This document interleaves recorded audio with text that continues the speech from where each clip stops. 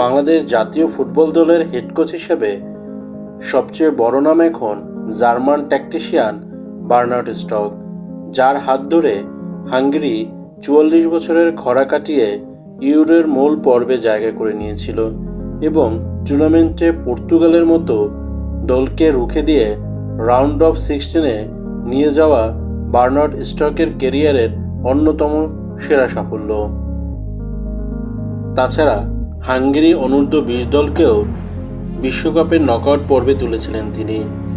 ২০১৫ সালে হাঙ্গেরির অনূর্ধ্ব-20 দলকে তিনি বিশ্বকাপের রাউন্ড অফ 16-এও নিয়ে গিয়েছিলেন।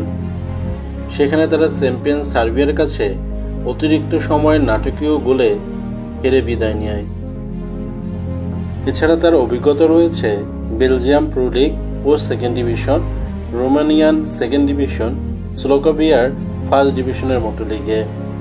খেলোয়াড়ি জীবনে বরুসিয়া ডর্টমুন্ডের জার্সি গায়ে ১৪৬টি বুন্দেসলিগা ম্যাচ খেলার অভিজ্ঞতা সম্পন্ন এই ডিফেন্ডার খেলেছেন জার্মানির অনূর্ধ্ব-২১ জাতীয় দলের হয়ে।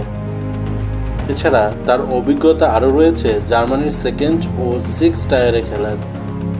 পরবর্তীতে ডর্টমুন্ড, স্টুটগার্ট ও ভলসবুর্গের মতো ক্লাবের সহকারী কোচও ছিলেন তিনি। এছাড়া কাজাখস্তান 20 ও 21 ও জাতীয় দলের কোচ হিসেবেও তিনি কাজ করেছেন।